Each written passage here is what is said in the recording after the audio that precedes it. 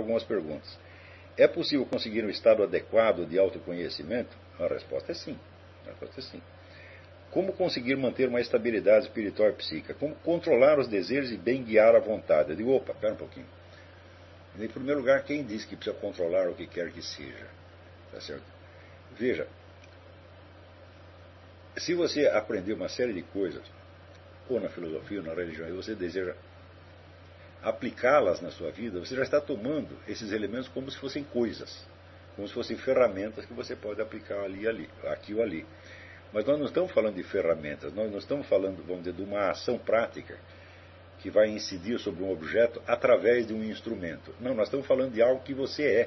Nós estamos falando da sua própria consistência. Quando aulas atrás, eu lhes dei aquele exercício, vamos dizer, da tomada de consciência do eu permanente.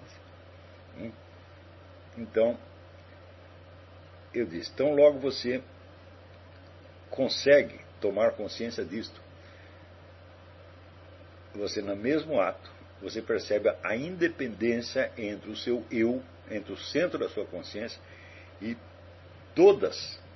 vamos dizer, todos os elementos que provêm do ambiente físico em torno. Quer dizer, você percebe que existe em você algo mais além daquilo que está que você recebe desta base física. Então, este momento é uma tomada de consciência de imortalidade. Quer dizer, a alma humana, a consciência humana é essencialmente imortal. Então, logo você aceitou isso, é impossível que no passo seguinte você não perceba que esse ser imortal que você é não tem fundamento. Por quê? Porque você não é capaz de gerar-se a si mesmo. Quer dizer, você é uma espécie de mistério vivo. Tá certo? Então, é impossível que neste momento você não tenha uma única reação que é, vamos dizer, uma reação de gratidão quase extática, gratidão quase infinita. E isto aí é tudo. Né? Isto vai fazer com que você perca a ilusão de você dirigir a sua conduta de acordo com um código moral, não sei o quê. A partir daí você vai deixar que o próprio Deus te conduza.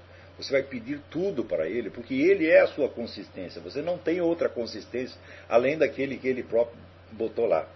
Não há nada mais em você. O que existe, vamos dizer, em volta é somente ilusão, é somente o nada. Quer dizer, desde que você teve o acesso a alguma experiência que é realmente substancial, realmente definitiva, né, você não tem mais que olhar para nenhuma outra direção para você fazer pergunta. É ali mesmo que estão as respostas. Né? E se a resposta não vem na hora, é porque Deus não está querendo agir em você através de um processo que você conheça, mas de um processo que só Ele conhece. Mas, na verdade, todo o conhecimento que você tem, autoconhecimento que você tem, vem do próprio Deus. Não é você que tem autoconhecimento.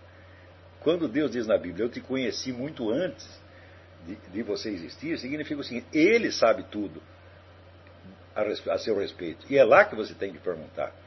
Você não tem que buscar, vamos dizer, o autoconhecimento para você conhecer a Deus. Não é bem assim. Na verdade é o contrário. É Deus que te infunde o autoconhecimento desde dentro, desde a sua própria substância. Deus é o fundamento da sua existência e da sua substância. Não há outra coisa. Então, para que você vai perder o seu tempo, né, querendo aplicar regras morais, etc. Tudo isso é perda de tempo. Só uma coisa é necessária. Só isto é necessário. O resto não é necessário. O resto vai como veio. Está entendendo? Por exemplo, eu fiz tais e quais pecados, etc. Você vai meditar sobre os seus pecados. Muito bem. Quando você se arrepende dos seus pecados, a primeira coisa que você sente é vergonha. Agora, se você sentiu vergonha, então pode ter certeza que você não se arrependeu perante Deus. Porque a vergonha é um desejo de esconder. É um desejo de sumir para que ninguém veja o que você fez. Perante Deus, este sentimento é impossível. Né? Porque Deus é translucidez total.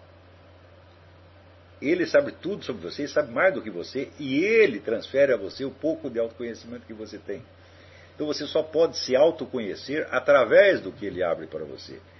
Então, se você está tentando se esconder de Deus, então isso não é um arrependimento. Você está tentando enfiar a cabeça no chão como um avestruz e não vê nada. Então isso significa que o verdadeiro arrependimento dos pecados não vem acompanhado de vergonha. Tá? A vergonha é emoção humana que os seres humanos têm uns perante os outros. Então você tem vergonha perante sua mãe, sua avó, sua tia, sua mulher, a sociedade humana, a instituição, qualquer... Peraí, então eu vou voltar aqui, eu tenho a impressão que escapou da gravação. Voltar aqui, tem uma pergunta do Tiago Lemos Ribeiro. O miolo dela é possível conseguir um estado adequado de autoconhecimento?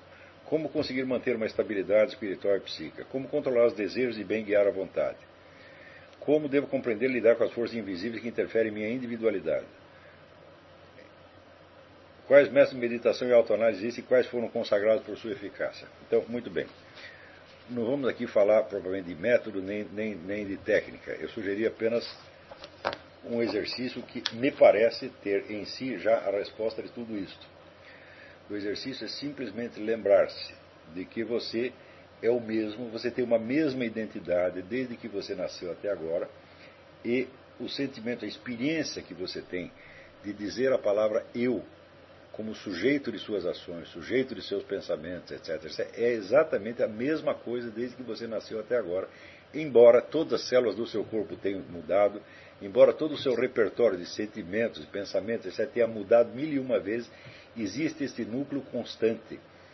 Tá certo? É absolutamente impossível a ideia de que este núcleo de consciência nos tenha sido impingido desde fora. Se fosse impingido desde fora, ele iria embora, ele seria inconstante como tudo mais. E, no entanto, toda vez que você retorna, você tem esta mesma consciência de eu. Tá certo? Então você percebe que existe em você, no centro da sua pessoa, um núcleo no qual você se reconhece e que diz eu. É este eu que se dirige a Deus, não é outro. E este eu, na medida em que ele é independente dos seus estados corporais, você percebe que ele pertence a uma outra faixa de realidade que abrange e transcende todo o fluxo dos seus estados corporais e psíquicos. Tá certo? Então, esta é a escala na qual você começa a ter ideia de imortalidade, ter ideia de uma individualidade, uma identidade pessoal que transcende a sua existência corporal e terrestre. Para você orar eficientemente, para você confessar os seus pecados eficientemente, etc., você precisa se colocar nesta faixa de sintonia. Porque se, por exemplo, vamos dizer, o arrependimento dos seus pecados, você o vivencia somente como alma mortal terrestre, então você não está se arrependendo diante de Deus, mas de algum outro elemento mortal terrestre. Tá certo? Então você está se arrependendo perante a comunidade, perante as pessoas que você conhece, etc, etc. E esse arrependimento é acompanhado, portanto, de vergonha. Ora, se você sente vergonha, então você não está confessando os seus pecados diante de Deus, porque a vergonha é uma emoção que consiste basicamente em você se esconder. Você se esconder do olhar alheio. Ora, se você está se escondendo de Deus, então você não está falando com Ele. Esconder-se de Deus é impossível. Por quê? Porque Ele sabe tudo a seu respeito. Ele sabe a seu respeito mais do que você sabe. Ele te conhecia antes de você nascer e Ele é o fundamento da sua existência como individualidade consciente. Então, abrir-se diante de Deus é eliminar imediatamente a emoção de vergonha. O que você pode ter ali é um certo tipo, vamos dizer, é um certo tipo de tristeza, no máximo, uma tristeza. E qual é, vamos dizer, a tristeza? A tristeza é de você ter esquecido, por alguns momentos, a sua verdadeira condição de alma imortal que o próprio Deus lhe deu.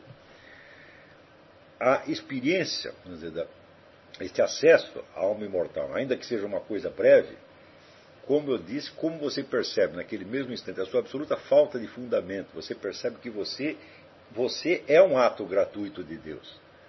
Você é, vamos dizer, a própria graça manifestada. Você não tem outra substância além disso. Isso é o que você realmente é.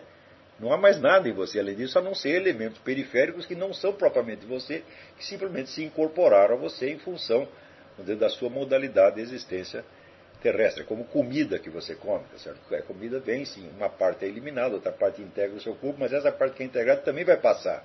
Tá certo? Então tudo isso são elementos que estão em você, mas não são você.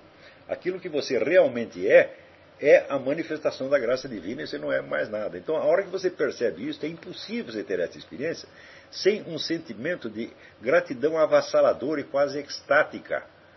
Tá certo? E isto é o objetivo da nossa vida. Não há outro. Não há outra coisa para fazer. Então, qual é o nosso objetivo? Voltar, quantas vezes você puder, a este mesmo estado de gratidão total. Tá certo? No qual a própria consciência que você tem dos teus pecados, né, aumenta, de certo modo, o próprio sentimento de gratidão. Porque como ali existe a presença de Deus, você já tem a graça jorrando sobre você naquele mesmo momento. Então não dá para você insistir em você falar muito dos seus pecados, está entendendo? Não tem pecado mais ali. Acabou, meu filho. Quer dizer, você entrou ali na presença e já te perdoou automaticamente. Tá certo? Então a graça continua fluindo sobre você.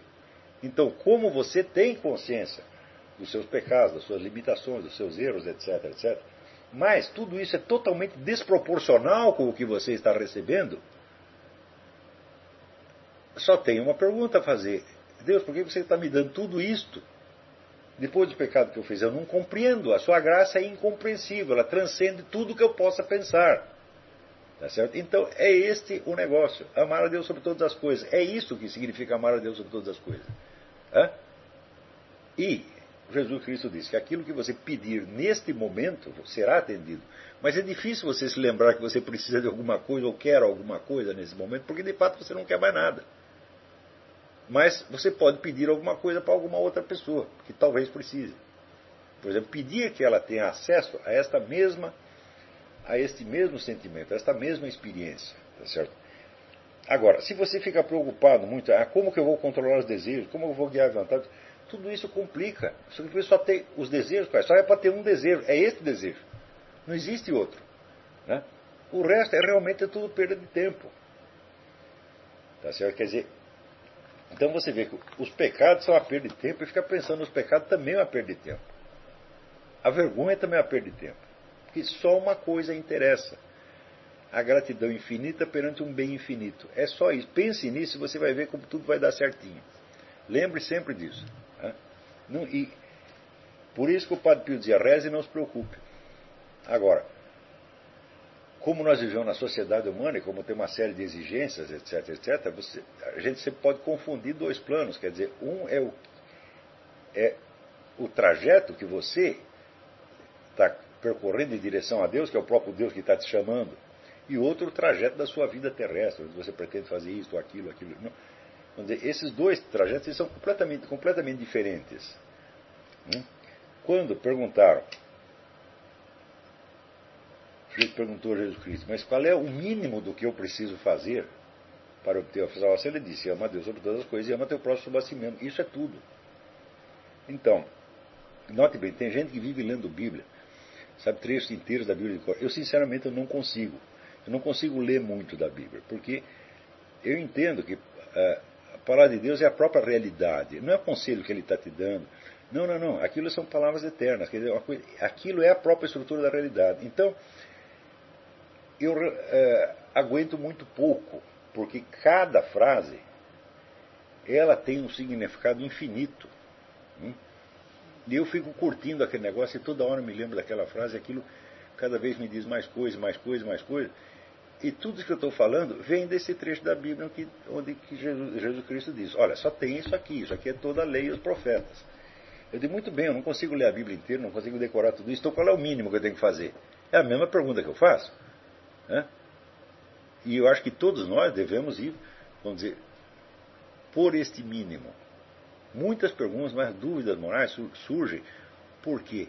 Porque nós esquecemos desse negócio, amar a Deus sobre todas as coisas. E amar a Deus, note bem, não é você que está amando Deus, é Deus que está amando você. Isso é difícil de você entender. Né? Eu não consigo amar a Deus tanto quanto Deus ama a mim. Então Ele me preenche com o seu amor. É este que é o negócio. Então, agora, Se nós tentamos,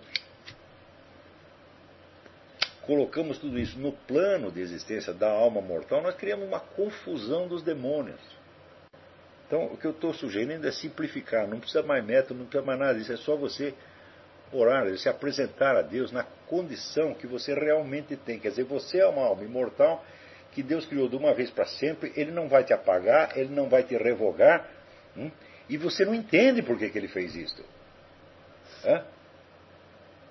Então, o principal, Deus já te deu, a existência de alma imortal. O que mais tu quer? Então, tanto faz aí. Né? Ontem eu estava conversando com meu filho Pedro, ele disse, não, eu sou um sujeito sortudo, tudo para mim dá certo, eu tenho o que eu quero, etc, etc. Eu digo, meu filho, para mim foi exatamente o contrário. Né? Eu nasci durante a maior parte da existência, tudo dava errado, eu não conseguia nada do que queria, fazia 20 vezes mais esforço que os outros, mas na hora que você tem esta experiência da alma imortal, tudo se equaliza. O sortudo e o azarado entram na mesma faixa, porque tudo isto, vamos dizer, é um nada perto desta infusão de ser que Deus fez em você e fez de uma vez para sempre. Tá certo? Muito bem. E eu acho que hoje nós já estamos muito atrasados, hoje um atraso no começo, então eu não vou deixar responder mais perguntas hoje. Mas eu aviso vocês, eu fiz uma gravação sobre essa coisa do Foro de São Paulo e não deu muito certo, eu vou refazer e vou colocar em circulação durante esta semana. Então, eu peço àqueles, sobre o Luiz Alberto Pereira, espera um pouco, espero te dar a versão final, porque ele tem um pacote de informações que encerra o problema. Eu não vou colocar isso no seminário, vou colocar no Mídia Sem Máscara e no meu próprio site. Então, eu acho que por enquanto é só. Até a semana que vem. Muito obrigado.